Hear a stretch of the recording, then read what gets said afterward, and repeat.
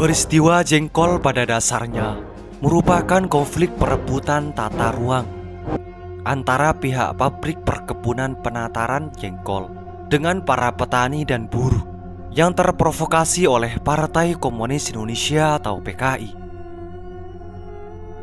Jengkol sendiri diambil dari nama di mana peristiwa tersebut terjadi, yaitu Dusun Jengkol, Desa Pelosok Kidul, Kecamatan Pelosok Klaten, Kabupaten Kediri. Konflik ini bermula pada pertengahan tahun 1960-an. Tanah dan ladang di sekitaran area perkebunan jengkol yang sebelumnya kosong akibat dari peristiwa penghancuran pada masa agresi militer II mulai dijadikan area bertani oleh masyarakat sekitar. Pada dasarnya masyarakat tidak memiliki kekuasaan hukum atas tanah tersebut karena tidak memiliki sertifikat tanah.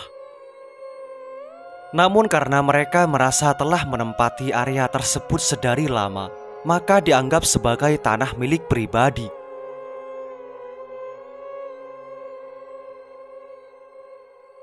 Perkebunan jengkol sendiri merupakan salah satu aset Belanda sebelum kemerdekaan. Kemudian setelah penjajah keluar dari Nusantara, perkebunan tersebut bebas dikelola oleh warga di sekitar kawasan. Dahulu area ladang maupun kebun yang dapat dikelola sangatlah luas.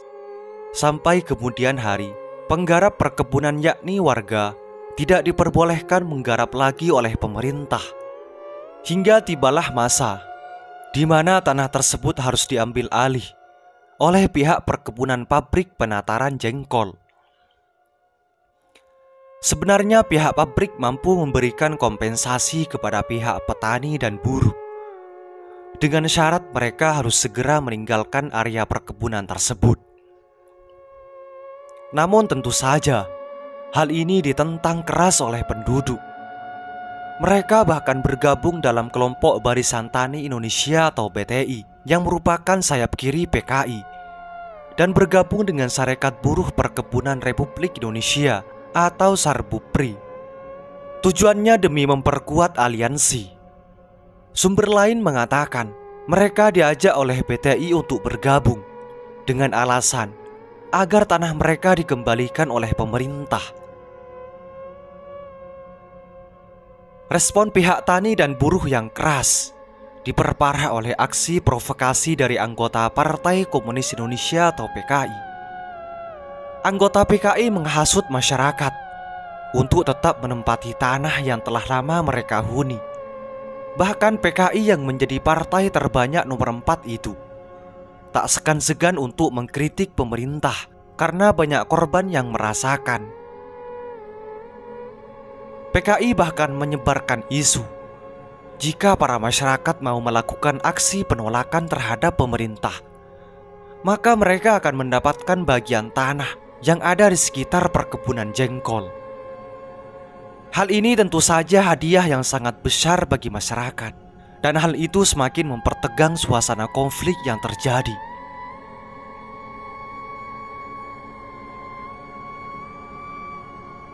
Atas aksi provokasi dan isu PKI yang semakin menyebar di berbagai wilayah sekitar, memunculkan peristiwa-peristiwa panas yang kita kenal dengan peristiwa jengkol pada tahun 1961. Terdapat dua peristiwa penting yang menggiringinya, yaitu aksi demo besar-besaran yang dilakukan oleh anggota PTI dan PKI yang terjadi pada 3 November 1961, serta aksi penembakan yang dilakukan oleh ABRI kepada massa PTI dan PKI pada tanggal 15 November 1961. Pertama pada peristiwa aksi demo, tepatnya pada kurun waktu 1960 hingga pada tahun 1961. Penduduk dari kalangan petani maupun buruh yang tergabung dalam PTI maupun Sarbupri melakukan berbagai aksi untuk menolak Undang-Undang Pokok Agraria atau UU PA yang telah disahkan oleh pemerintah pada tahun 1960. Di dalamnya memuat aturan mengenai hak milik tanah, hak guna usaha, hak guna bangunan, hak pakai, hak sewa, hak pembukaan tanah, dan hak memungut hasil hutan. Di Jengkol, para petani dan buruh dibantu oleh anggota PKI melakukan berbagai aksi demo untuk menolak aksi pemindahan lahan yang telah lama mereka tempati.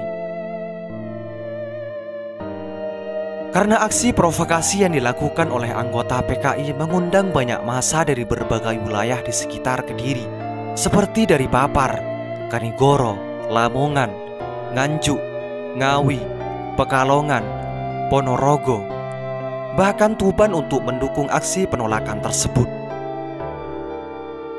Bahkan anggota PKI masuk dalam organisasi-organisasi massa.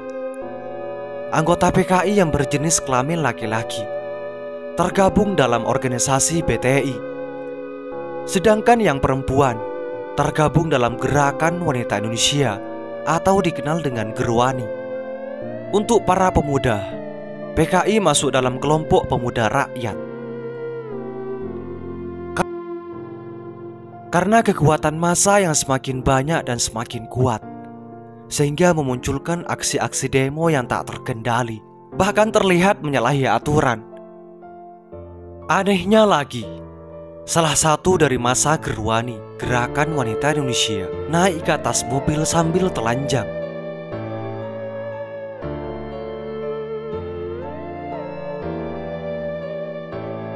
Peristiwa yang kedua yaitu aksi penembakan. Aksi ini terjadi pada 15 November 1961, tepatnya di Dusun Simbar. Sehari sebelum peristiwa penembakan, para anggota PKI telah banyak berkumpul di sekitar perkebunan penataran jengkol untuk membantu dan memberikan dukungan dan juga provokasi pada penduduk yang ingin mempertahankan tempat tinggalnya. Selain itu, anggota PKI ternyata memiliki tujuan lain, yakni ingin menguasai ladang perkebunan yang ada di sekitar perkebunan jengkol. Tujuan ini didukung dengan penyebaran isu-isu yang semakin mengobarkan semangat pemberontakan dari kalangan petani dan buruh. Namun di sisi lain, tetap ada pihak-pihak yang pro dan kontra dalam menanggapi isu tersebut. Namun peristiwa lain terjadi. Pada tanggal 15 November 1961, pemerintah berupaya merelokasi rumah-rumah semi permanen yang berdiam di lahan milik perkebunan jengkol. Saat kegiatan itu berlangsung, muncul massa dari kelompok yang diketahui anggota BTI dan Gerwani. Bentrokan dengan aparat keamanan terjadi yang mengakibatkan beberapa orang tewas dan luka-luka akibat tembakan. Kemudian pada tanggal 16 November 1961, rumah semi permanen itu dikosongkan dan diratakan oleh pihak perkebunan jengkol.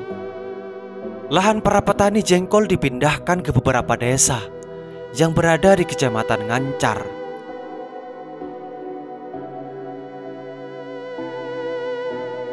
Itulah peristiwa jengkol pada tahun 1961. Semoga ini menjadi wawasan bagi kita semua dan menjadi pelajaran atau pengetahuan bagi masa yang akan datang.